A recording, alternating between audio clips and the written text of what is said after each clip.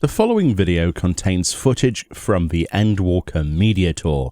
As such, this footage is not representative of the final product, and you will find significant differences both visually and elsewhere. I do remind you, please do not take this as the final version, but at the same time, thank you to Square Enix for providing me with this opportunity, and I hope you enjoy this. Alright then, so when it comes to Scholar, I have to admit I wasn't exactly thrilled with the job action trailer, the footage of which we see in the background here. Basically, they have four new abilities, if you want to call them that we'll go over in a second in the tooltips, but there's really not much more than what was already in the game. What I think that this trailer didn't demonstrate well enough is that whilst this is just an evolution of Scholar, it's not as bad as it looks, especially when Astrologian is basically just an evolution of current Astrologian as well in comparison.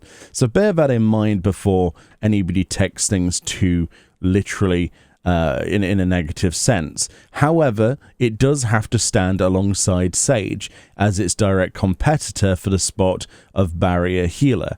In my opinion, that's quite a hefty thing to have on its shoulders. So let's see if you agree if this actually fulfills that or not. So let's move on to those tooltips and spell changes.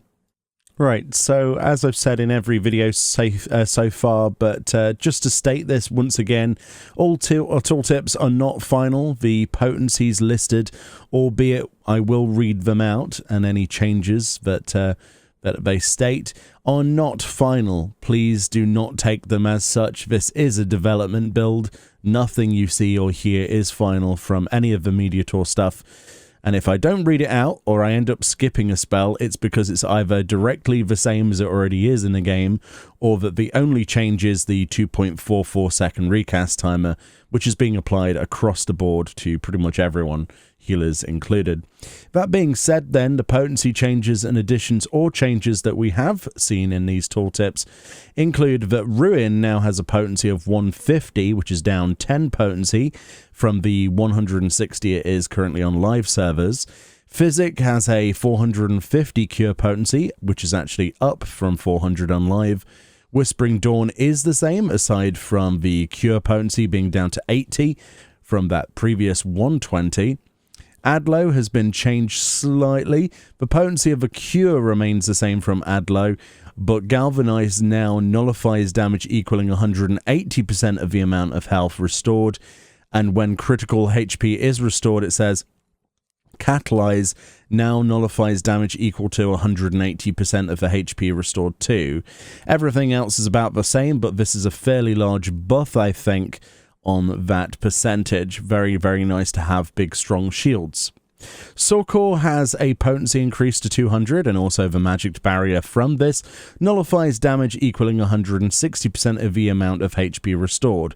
This is up from 125% on live. This also notes here that it cannot be stacked with certain Sage barrier actions, and this actually applies to Galv as well, so pairing Scholar and Sage in the same place is going to be less than ideal in some content, but not all. It's still going to be quite strong. But yes, they're definitely sort of putting Scholar on the line of actually having some decent shields now in comparison to Sage. Ruin 2 then is up to 220 potency from 200. Ether Flow got a buff, now restoring 20% of maximum MP, up from the previous 10%, but the rest obviously remains the same. Art of War's potency raises to 165 from 160, but it actually now only costs 400 MP, which actually is down from 600 that it previously cost. So yeah, basically you get a bit of a buff, but also you have a massive MP reduction, so they want you to use that. Broil has had a potency reduction down to 220 from 240, which means Broil 2 also went down to 240 potency from 260, and you've guessed it, Broil 3 has a potency of 255, also down from 290. That's pretty much all the changes there. Fey Blessing has a cure potency of 320 now, which is down from 350, but now no longer costs any fairy gauge to use, which I think is overall better and makes that more useful. Consolation changed to 250 cure potency from its effect, which is actually down from 300. Everything else seems to remain the same with this ability.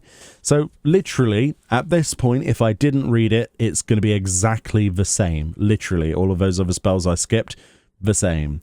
Let's look at new spells then. So Broil 4 then is available at level 82. This deals unaspected damage with a potency of 295. Then we have Art of War 2. This is an instant cast ability that deals unaspected damage with a potency of 180 to all nearby enemies. You get this also at level 82 as a rank up. And then we have a brand new spell called Protraction. This instant cast on a 60-second recast timer ability increases the maximum HP of a party member or yourself by 10% and restores that amount increased. This has had the additional effect of increasing healing HP recovery on them by 10% from all healing actions. This lasts for 10 seconds. So that's quite a nice shield heal if you think about it. It raises the health of either yourself or that tank or whatever target you've got by 10%, and then you're healing for that same amount. This actually makes it much easier to heal them for 10 seconds, and by 10% as well for those 10 seconds. I like that addition. Very nice, actually. That's one of the strongest new abilities I think we've seen on a healer, and I think Scholar severely needed it. So that's a really nice one to have added to your toolkit. I think you'll agree. And finally, the level 90 ability is called Expedient. This, memes aside, with the Sprint Mage meme, this instant cast ability has a 120-second recast cooldown. It's a big juicy button at level 90. Grants Expedients and Desperate Measures. Both of those are buffs to all nearby party members. So Expedients increases your movement speed, and the Desperate Measures effect reduces the damage you take by 10% in terms of an AoE. Both of these effects actually last for 20 seconds. So the usefulness of the movement speed increase is going to be pretty interesting to pick apart going forward, but we really can't say much more until we see Endwalker's raid content. Then we'll know for sure if this is useful. There might be a lot of movement mechanics, who knows. However, the 10% reduction in damage to your party for 20 seconds is really nice. So that's a really nice AoE shield there, as well as movement speed. But let's hope that we don't use that on too many platform fights where we could fall off, because that could be interesting. Okay, so now pet ability changes. Obviously, there'll be some potency changes here. Embrace has a cure potency of 180 now, up from 150. Whispering Dawn now has a potency of 80, which is dropped from 120. Fey Union now has a cure potency of 300, down from 400. Seraphic Veil now has a cure potency of 180, which is down from 200. Angel's Whisper's cure potency is down to 80 from 120. And finally, Consolation is down to 250 potency from 300 on live. There we go. That's the pet abilities. Right, so let's move on to traits then before we wrap up. Broil Mastery increases the potency of Ruin 2 to 160, but also Art of War to 165. So 5 potency added to Art of War there from this trait. That's the only thing that's really changed. And that's pretty much it for existing traits. That's it, basically. There are lots of new traits, though. Broil Mastery 4 raises the rank of Broil 3 to Broil 4 at level 82, and also raises the potency of Ruin 2 to 220. Art of War Mastery upgrades Art of War to Art of War 2. That's also at level 82. Enhanced Healing Magic increases the healing potency of Physic to 450, Embrace to 180, and Seraphic Veil to 180. It also increases the barrier potency of Adlo to 180% of the amount healed, Succor to 160% of the amount healed, and that's all unlocked at level 85. So once again, we're talking about that power creep in terms of power, that noticeable power at level 85 onwards. All healers, pretty much all the DPS feel that way as well. So yeah, they're trying to make the end game a lot more exciting to reach, and the real scale of power between 80 to 90 to be visibly shown, and you actually feel it. And I think this is going to be the way they do it. Finally then, Enhanced Deployment Tactics is your last trait, granted at level 88. This reduces deployment tactics recast time to 90 seconds. And there we go, Scholar in a nutshell. Whilst I'm still very confident that Sage will have ultimately the upper hand as the superior barrier healer side by side, it does remain to be seen in the game when we get Endwalker's raid content what Scholar plays like.